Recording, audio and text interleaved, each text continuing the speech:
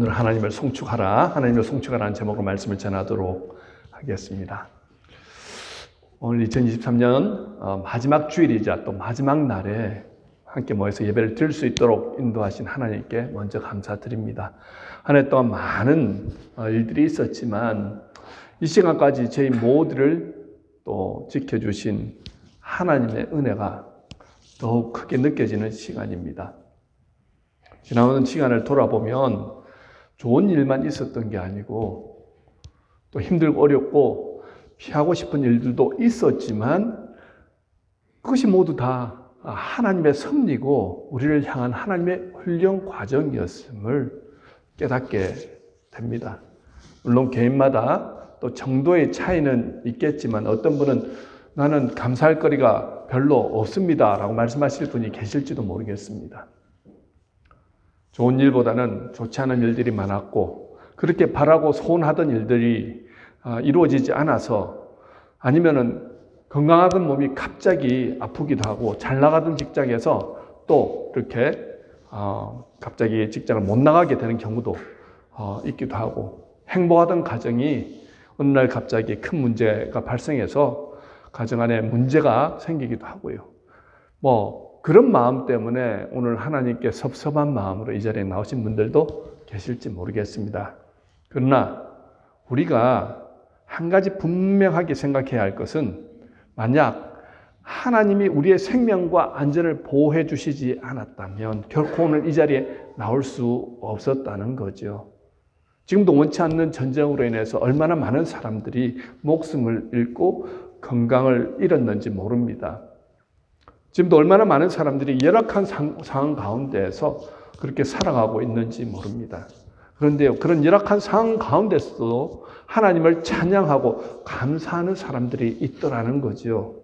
이틀 전에 한 뉴스를 보았는데요. 한 남자가 운전을 하고 가다가 실수로 다리 난간을 받아서 결국은 차가 다리 밑으로 추락을 했는데 거기는 워낙 외진 곳이라서 사람들이 이렇게 잘 왕래를 하지 않는 곳입니다.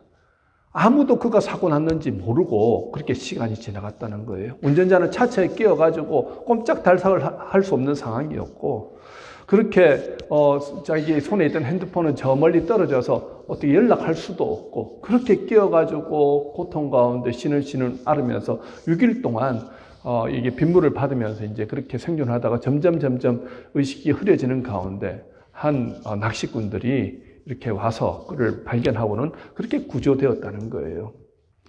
이 남자가 이렇게 두 다리를 결국은 이 사고로 두 다리를 잃어야 했지만 자신에게 다시 주어진 삶에 얼마나 감사하는지 모릅니다. 어떤 환경에 있다 할지라도 나는 꿋꿋하게 잘 살아내겠습니다 라며 그렇게 인터뷰하는 모습을 보았습니다. 저는 그 뉴스를 보면서 참 대단하다. 이 힘든 상황 가운데서 저렇게 긍정적인 마음으로 인터뷰할 수 있다는 게 대단하다. 그러면서도 또 다른 생각은 평생 두 다리로 해오던 모든 일들이 이젠 많이 힘들어질 텐데, 많이 어려울 텐데 이런 생각이 드니까요. 참 안타까운 마음이 들었습니다. 우리는 우리에게 항상 있는 것들에 대해서 당연하게 여기면서 살 때가 많더라는 거죠. 어떤 사람에게는요. 이렇게 교회 나오는 것도 힘들어서 혼자 못 나오시는 분들이 있어요. 누군가 도와주지 않으면 교회 나올 수도 없고 화장실 가는 것조차도 혼자 할 수 없는 분들이 있더라는 거죠. 간절한 소망이 무엇이냐? 목사님, 저는요 교회 나와서 예배 드리고 싶어요. 목사님, 기도해 주세요. 제가 혼자서 누군가의 도움 받지 않고 생활할 수 있게 해주세요. 여러분, 우리가 이렇게 손을 움직이고 대화를 하고 호흡하고 걸어다니고 일할 수 있는 것이 얼마나 큰 은혜인지 여러분 다시 한번 생각해 보셨으면 좋겠습니다. 자, 오늘 이 한 해를 마무리하면서 과연 우리가 무엇을 감사하고 무엇을 찬양해야 되는지에 대해서 오늘 말씀을 전하도록 하겠습니다. 오늘 본문의 표제어는 다윗의 시입니다. 자, 결국은 다윗이 지었다는 거죠. 다윗이 온갖 산전수전을 다 겪고 인생의 노년에 경험한 것은 하나님은 나를 사랑하신다. 하나님 나와 함께 하셨다. 그 하나님을 나는 온 마음과 온 뜻을 다해서 어떻게 해요? 송축하겠다. 지금 그 고백이 오늘 이 시편 전체의 고백입니다. 이 본문 1절, 2절에 보면요. 내 영혼아 여호와를 송축하라. 내 속에 있는 것들아 다 그의 거룩한 이름을 송축하라. 내 영혼아 여호와를 송축하며 그의 모든 은택을 잊지 말지어다 라고 말합니다. 송축하다라는 말을 3번이나 강조하고 있습니다. 그런데 이 송축하다는 말을 누구한테 하냐면은 지금 이 시를 읽고 있는 사람들, 이스라엘 백성들에게 하는 게 아니고요. 자기 자신에게 하는 말입니다. 지금까지 지내온 것 다 하나님의 은혜였는데 내가 그것 잊으면 안 되겠다는 거예요. 하나님께서 나를 얼마나 사랑하셨고 나를 이끌어 주셨는지 나는 잊지 않겠다. 그러면서 송축하다는 뜻은 찬양하다, 축복하다라는 뜻이거든요. 나는 그 하나님을 매 순간 어디에 있든지 나는 송축하겠다라고 어떤 면에서는 뭘 하는 것입니까? 자기를 다시 한번 독려하는 것이죠. 하나님을 찬양하겠다, 축복하겠다. 자, 다윗의 인생은 참으로 하나님의 은혜로 가득한 인생이었습니다. 그가 목동이었을 때요, 사무엘 선지자가 뜬금없이 그의 집을 찾아옵니다. 그리고 기름을 붓겠다. 이제 다음에 세울 왕을 위해서 기름을 붓겠다 하는데 다 형들, 7명의 형들을 다 보았는데 아니라는 거예요. 마지막에 한 아들이 있는데 걔는 볼 필요도 없습니다. 지금 저게 들녘에 나가서 양치고 있는 목동인데요. 걔는 안 봐도 뻔합니다. 아버지나 형제들은 그렇게 치부하는 다윗이었죠. 그래도 데리고 오라. 이렇게 보았는데요. 하나님께서 흡족하신 거예요. 하나님 마음에 흡족한 사람 다윗. 결국은 거기에서 기름 부음을 받고 앞으로 이스라엘의 2대 왕으로 서게 될 것을 그때 이미 하나님 앞에 어떻게 해요? 세워지더라는 거죠. 자, 그가 정말 블레셋이 쳐들어왔을 때 모두가 꼼짝달싹 할 수 없는, 그래서 골리앗이 나와서 너희들 누구든지 나를 상대해보라고 하지만 두려워서 떨면서 나가지 못할 때 다윗이 나아가는데, 여러분들 다윗은 소년이었습니다. 그 당시 나이로 한 17살 정도밖에 되지 않았던 소년인데 그가 무슨 힘으로 거인 골리앗, 지금으로 말하면 2m 50 이상 되는 아주 대단한 괴력의 소유자였습니다. 어떻게 싸워서 이길 수 있었겠습니까? 지나고 나서 보니까 자기가 돌팔매질을 잘 연습해가지고 자기가 그렇게 맞춰서 이겼다라고 지금 고백하는 게 아니에요. 내 인생 가운데서 내가 하나님을 사랑하고 하나님과 함께하고 하나님이 내게 함께 해주셨기에 그 모든 전쟁에서 내가 이길 수 있었다라고 고백하는 것입니다. 지나온 모든 세월 가운데 주님께서 하셨습니다라고 지금 그는 고백하고 있는 거예요. 이 일들이 그저 우연히 일어난 일들이 아니라는 거죠. 하나님의 섭리고 은혜였다는 것입니다. 그러게 다윗은 자신의 인생을 바라보면서 정말 해야 될 것이 무엇인가? 하나님을 송축하라는 거예요. 하나님을 축복하라는 거예요. 여러분, 예수 믿음으로 구원받은 저와 여러분도 마찬가지입니다. 하나님의 은혜와 섭리가 있었기에 저와 여러분들이 예수를 알게 되었고 믿게 되었다는 것입니다. 이제 하나님 나라의 거룩한 백성으로 하나님의 사랑과 보호 가운데 살게 되었다는 것이죠. 여러분 한번 지나온 세월들 바라보십시오. 이민생활 너무 힘들지 않습니까? 사람들 간에 겪는 어려움들도 참 많지요. 부부관계 안에서도 그렇고 경제적인 여러 가지 어려움도 있습니다. 언어적인 문제 때문에 받는 스트레스도 너무 많고요. 문화적으로도 이게 맞지 않습니다. 참 이곳에서 살아간다는 것 자체가 매번 스트레스로 가득 찬 삶인데 우리가 그것을 어떻게 이겨나갈 수 있었겠습니까? 그때마다 하나님께서 어떻게 해요? 우리를 지혜를 주시고 은혜를 다해 주시고 도울 사람들을 붙여주시고 기도하다 보니까 하나님께서 내 마음을 풀어주시고 하나님께서 먼저 함께 하심을 통하여서 일을 이루어 가시더라는 거죠. 멀리 볼 필요도 없지요. 이 한 해를 바라보아도 이 모든 것이 하나님의 은혜였다는 것을 우리는 잘 알고 있습니다. 내 힘과 내 능력으로 살아온 인생 같지만 그렇지 않더라는 거죠. 자, 그런데 우리는 이렇게 매번 정말 기적 같은 일들을 경험하면서 살아가고 있음에도 불구하고 그 은혜에 대해서 하나님께 감사하지 못하고 찬양하지 못하더라는 거예요. 왜냐하면 내 앞에 있는 어려움만 바라보니까 하나님 왜 내 문제를 해결해 주시지 않습니까?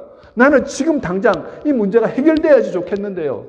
여러분, 우리 하나님 지나고 나서 한번 생각해 보시죠. 하나님이 해결해 주신 문제가 많던가요? 아니면 하나님 해결하지 않은 문제가 많던가요? 저는 제 개인적으로는요, 지나오면서 신앙생활하고 또 교회 생활하면서 하나님께서 이루어지신 일들이 대부분 더 많더라는 거죠. 그리고 하나님 은혜 안에서 살아가다 보니까요, 일이 되는 것을 경험하게 되더라는 것입니다. 그때 나오는 것은 감사합니다. 맞습니다. 하나님이 행하셨군요. 믿음으로 고백하게 되죠. 근데 우리는 이렇게 또 세상 가운데 살다 보면은 기적적으로 이루어진 놀라운 일들을 경험하면서 그건 금세 잊어버리더라는 거죠. 그래서 오늘 다윗이 말하는 게, 다윗은 그 하나님의 은혜를 어디에다 새겼냐면요, 이 마음에다 새겼다는 거예요. 그가 쫓기는 그 순간에도 그는 꼭 지키는 1순위가 있었습니다. 항상 하나님 앞에 나가서 하나님과 독대하는 시간을 가졌다는 거예요. 하나님과 독대하다 보니까 하나님의 다음 없는 사랑과 은혜를 그가 느끼더라는 거죠. 왜냐하면 하나님은 영이시거든요. 하나님을 찾는 자들에게 주시는 은혜가 있습니다.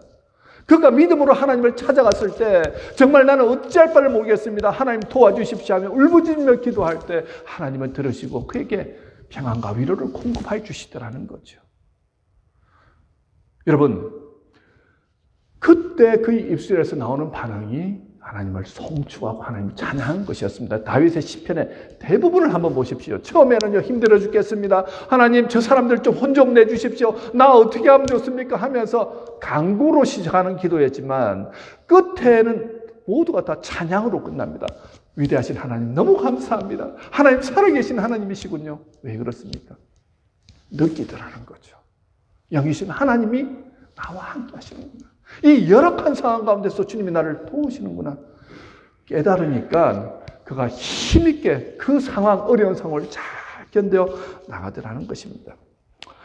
자, 오늘 본문을 통해서요, 다윗이 온 마음과 뜻과 힘을 다해서 하나님을 찬양한 내용이 나오죠.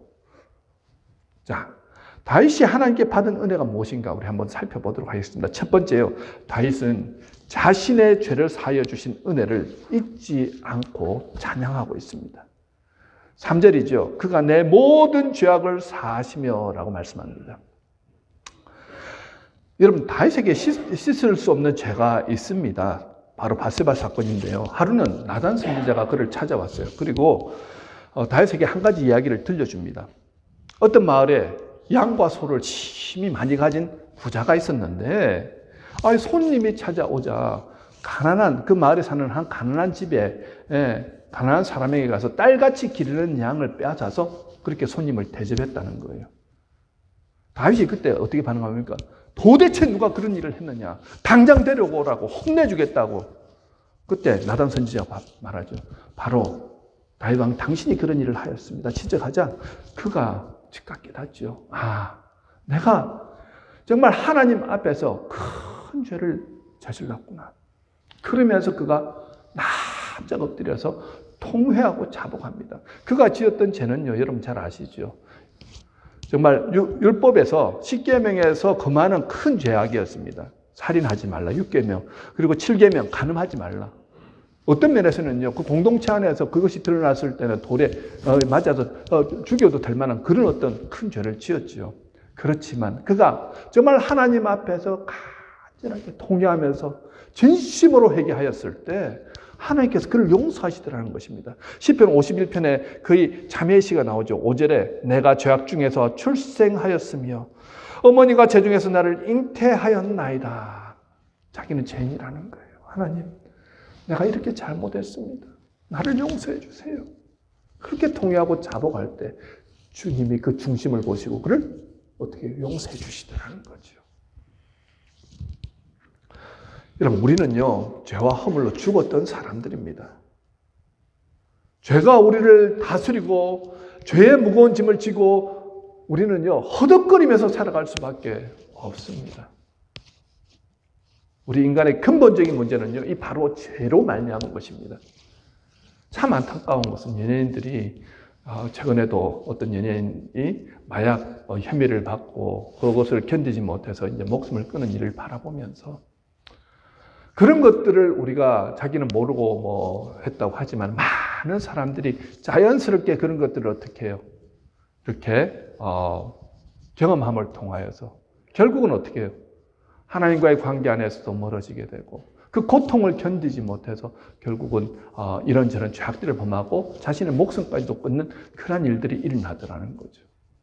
죄가 그저 죄 짓는 것으로 끝나지 않더라는 것입니다.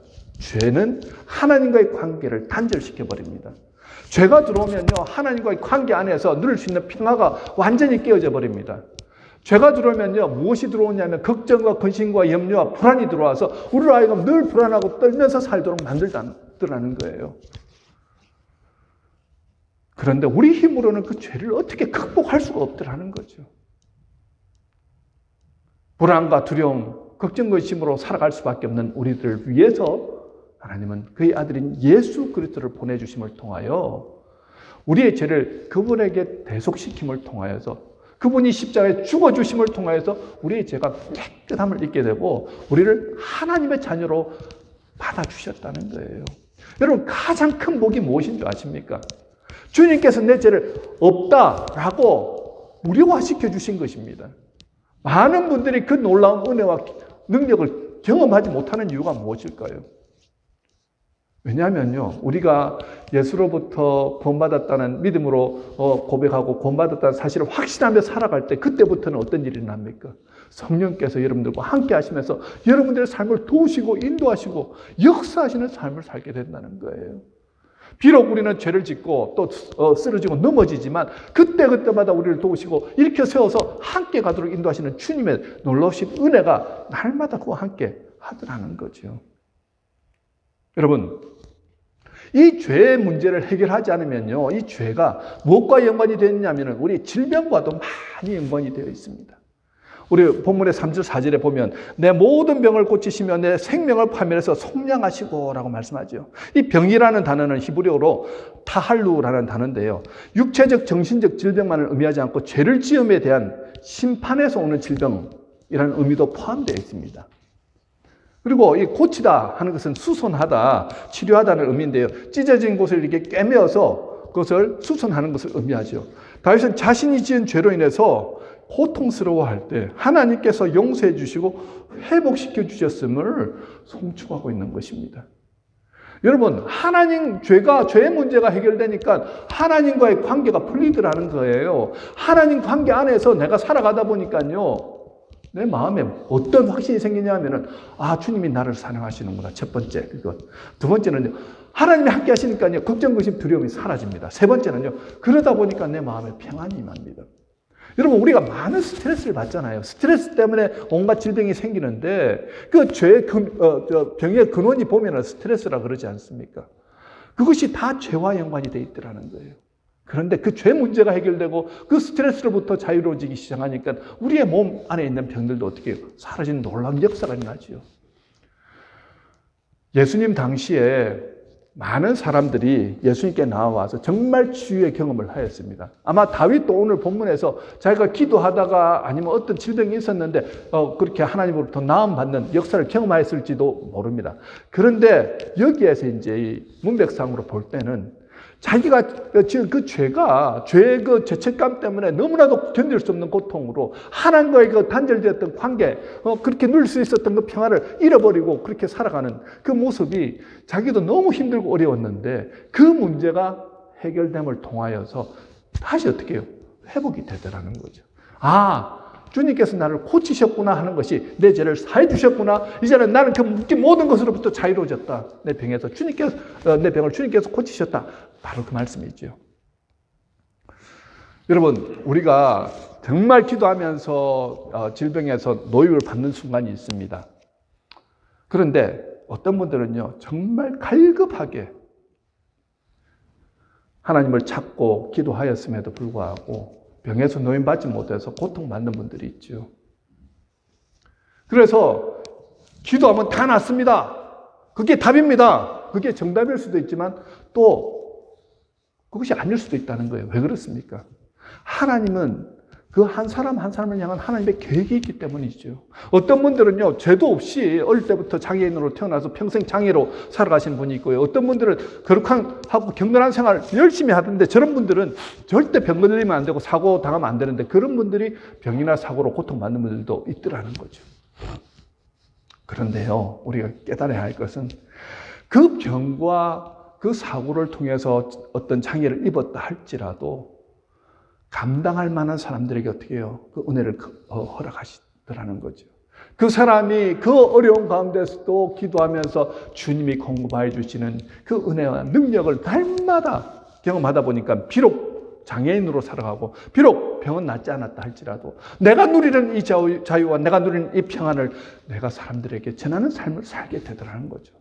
많은 사람들이 내가 나음을 입었습니다 하면서 그렇게 간증해서 은혜 받고 하는 그 경우보다도 내가 비록 몸은 낫지 않았지만 나는 주님의 은혜 안에서 살아갑니다 하면서 간증하는 그분들의 간증 때문에 많은 사람들이 예수를 믿고 주님께 돌아온 역사들이 일어나더라는 거죠. 여러분, 마음의 변화가 일어나니까요, 삶이 변화되더라는 것입니다. 지금 당장 주님 내 병을 고쳐주시지 않아도 주님이 함께 하신 것을 믿습니다. 나는 그 믿음으로 살아가겠습니다. 그렇게 날마다 주님을 송축하며 찬양하며 살아가니까요, 그 얼굴에는 미소와 기쁨과 감사가 흘러넘치더라는 거죠. 여러분, 이 죄에서 자유를 얻는다는 것이 얼마나 큰 은혜인지 여러분 아십니까? 사도 바울이 로마서 8장 2절에서 이렇게 노래합니다. 이는 그리스도 예수 안에 있는 생명의 성령의 법이 죄와 사망의 법에서 너를 해방하였습니다. 묶여 있었습니다. 사탄의 종로로 사던 저희들이었습니다. 그런데 이제는 자유함을 누리면서 우리는 기쁨 가운데 살아간다는 거죠. 시편 127편 7절에서 우리 혼이 새가 사냥꾼의 올무에서 벗어난 같이 되었나니 올무가 끊어짐으로 우리가 벗어났도다 라고 말씀하죠. 이제 더 이상 악한 것들이 우리를 가지고 조종할 수 없는 우리는 하나님 나라의 백성, 하나님의 자녀들이 되었다는 것입니다. 그렇습니다. 죄사함을 받은 은혜는요, 이 땅에서 한 인간이 누릴 수 있는 최고 최대의 하나님의 선물입니다. 그걸 바로 알고 누리며 믿음으로 살아가 보십시오. 그러면 여러분 입술에서요, 지금까지 지내온 것 모든 것이 다 하나님의 은혜입니다 라고 고백하고 찬양할 수 있습니다. 주님, 내 것 이루어 주십시오. 내 기도에 응답해 주십시오. 그 기도를 뛰어넘는 더욱 깊고 높은 차원의 그 믿음의 선포가 바로 이런 모습 아니겠습니까? 하나님, 내 뜻 안 이루어 주셔도 괜찮습니다. 하나님이 나와 함께 하신다는 그 자체만으로도 나는 감사합니다. 날마다 주님과 동행하니까 이렇게 기쁘네요. 내가 있는 곳에서 주님, 정말 주님의 나라와 주님의 뜻이 이루어지기를 원합니다. 그 믿음으로 살아가다 보니까 합력하여 선을 이루더라는 거죠. 비록 장애를 입었어도, 비록 병에 들었어도 내가 있는 그곳이 하나님의 영광된 빛이 흘러넘치는 곳이 되더라는 것입니다. 자, 두 번째 다윗이 받은 은혜는요, 인자와 긍휼로 관을 씌워주시는 은혜입니다. 자, 여기에 인자와 긍휼로 관을 씌워주시고 말씀하지요. 4절에 인자는요, 떨어지지 않는 계속되는 사랑을 의미합니다. 하나님의 사랑이 계속해서 누구에게 떨어지고 있냐면요, 바로 그 사람, 주님으로부터 사랑을 받고 그렇게 예수를 믿음으로 구원받은 바로 저와 여러분, 그 사람에 계속해서 주님의 사랑이 임하더라는 거예요. 긍휼은요, 자궁에서 온다는데요, 여인이 잉태하면 아이가 태에 이제 생기잖아요. 온 힘을 다해서 그 여인이 태아를 보호하고 지키지 않습니까? 자궁은 태아가 9개월 동안 살 수 있는 최상의 환경입니다. 다윗은 하나님께서 하나님의 자궁 안에서 양육해 주셨음을 고백하고 있는 것이에요. 자, 인자와 긍휼로 관을 씌워주셨다는 것, 바로 너는 내 사람이야 라는 거예요. 나한테는 뭐만 임한다고요? 내 사랑이 계속 임할 거예요. 긍휼 뭐라고요? 내가 너를 지켜줄 거야. 이런 일이 있었습니다. 성경에 보면요, 다윗이 사울 왕에게 숱한 고난을 당하지 않았습니까? 죽음의 위기를 수차례 경험하였습니다. 그런데 진짜 이제 죽을 위기에 한번 이렇게 맞닥뜨린 적이 있거든요. 마음 광야라는 곳에 그들이 있다는 것을 누군가를 고발을 통해서 알게 된 사울 왕이 군사들을 이끌고 그 지역을 다 포위를 했습니다. 이제는 벗어날 수 없는 절제절명의 순간이 되었습니다. 그런데요, 아까 말씀해 드렸잖아요. 하나님의 사랑과 하나님의 긍휼이 임하는 관을 쓴 사람들의 삶은 어떻게 역전의 시나리오가 써지느냐 하면요, 갑자기 전령이 찾아와가지고 지금 블레셋 군인들이 저 위쪽 지역에 지금 쳐들어왔습니다. 왕이시여, 지금 출발해야 합니다. 그들을 막아야 됩니다. 갑자기 블레셋이 쳐들어온 거예요. 아마 다른 분들 보시면 아이 그거야 우연히 일어난 일 아닙니까? 라고 생각하는데 과연 그럴까요? 하나님이 택하신 사람, 하나님이 기름 부은 사람, 하나님이 사랑한 사람은요 하나님 책임지십니다. 내가 어떤 위기와 어떤 고난과 어떤 어려움에 있다 할지라도 주님이 그것을 내몰라라 하고 그냥 바라만 보고 계시지 않는다는 거예요. 그 일을 통하여서 지금 다윗은 이렇게 고백하는 거예요. 맞습니다. 하나님이 인자와 긍휼의 관을 내게 씌워주셔서 나로 하여금 그 모든 어려움들을 이겨나갈 수 있도록 주님께서 지켜주셨군요. 하나님 감사해요. 이 고백인 것입니다. 다윗만의 고백이 아니죠. 저와 여러분도 마찬가지입니다. 그렇게 사랑하시는 아들 예수를 우리 대신 생명을 내어주고 우리를 사신 거예요. 우리를 아들, 딸로 삼아 주셨습니다. 그래서 여러분들이 이 사실을 분명히 믿고 우리가 살아나갈 때 우리는 어떤 사람이라고요? 하나님의 사랑이 계속해서 떨어지는 왕이 하나님의 사랑이 임하는 자들 그리고 긍휼의 관을 씌웠다 그러죠. 끝까지 지키시고 보호하시는 하나님의 사람이라는 사실을 여러분 잊지 마시기 바랍니다. 아무리 악한 것들이 여러분들을 건드리려고 해도요. 여러분 믿으십시오. 하나님께서 절대 그냥 여러분들을 해하도록 가만히 놔두시지 않는다는 거예요. 그 믿음이 없으면요. 우리는 우리 힘으로 살아갈 수밖에 없는데요. 중요한 것은 악한 것도 안다는 것입니다. 악한 영도요. 여러분이 하나님의 사람인지 아닌지를 정확하게 꿰뚫어보고 함부로 할 수 없다는 것을 안다는 거예요. 여러분들이 믿음의 확신을 가지고 나사렛 예수 그리스도 이름으로 대적하며 나가면요. 악한 것들도 물러갑니다. 그리고 하나님께서 지켜주시고요. 자, 세 번째 주신 은혜가 뭘까요? 또한 다윗은 하나님께서 좋은 것으로 소원을 만족하게 해주시는 분이라고 그렇게 말씀하고 있습니다. 좋은 것으로. 자, 5절입니다. 좋은 것으로 내 소원을 만족하게 하사 내 청춘을 독수리같이 새롭게 하시는도다.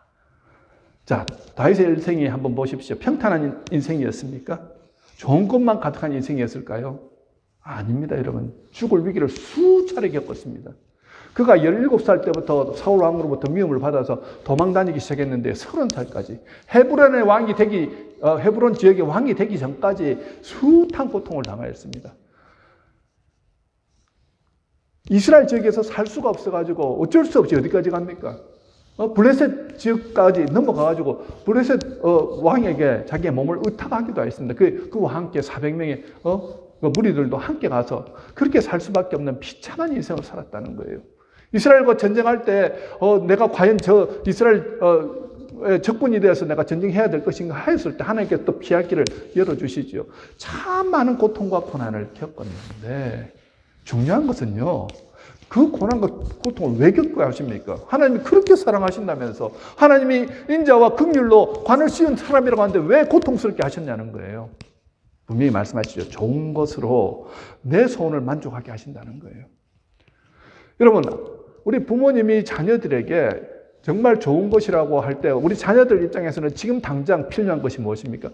게임기 사주세요. 장난감 사주세요. 아니면은 맛있는 거, 이게 달달한 거, 이빨 잘 썩는 거 이런 거 좋아하니까 이런 거 사주세요.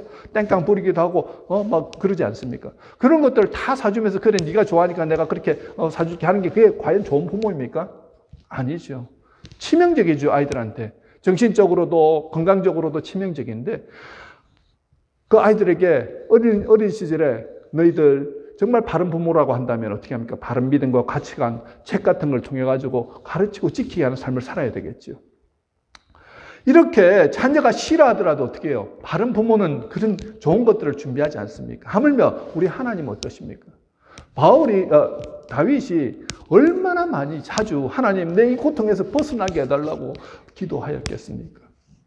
그런데요, 그 기간이 무려 13년 이상이 걸렸다는 것입니다. 왜 그렇게 하셨을까요?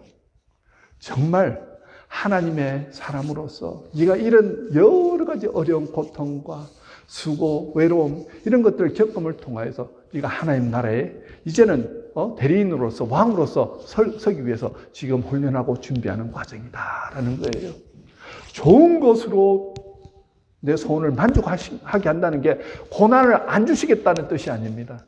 어려움을 안 주시겠다는 뜻이 아니에요. 여러분 생각하실 때 지금 당장 내가 너무 힘드니까 주님 나 좀 이거 좀 벗어나게 해주세요 라고 말하잖아요.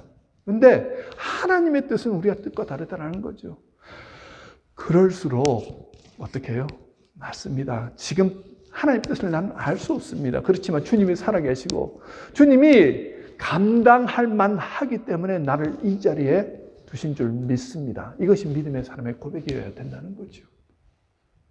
지나고 나서 보니까 그걸 느끼더라는 거예요. 그 당시에는 우리와 똑같지 않았겠습니까? 그런데 지나고 나서 하나님이 하시는 일들을 바라보니까 하나님이 이런 식으로 우리를 좋은 것으로 주시기 위해서 이런 방식으로 일하시는구나 하는 것을 알게 하시더라는 거죠. 말씀을 맺겠습니다.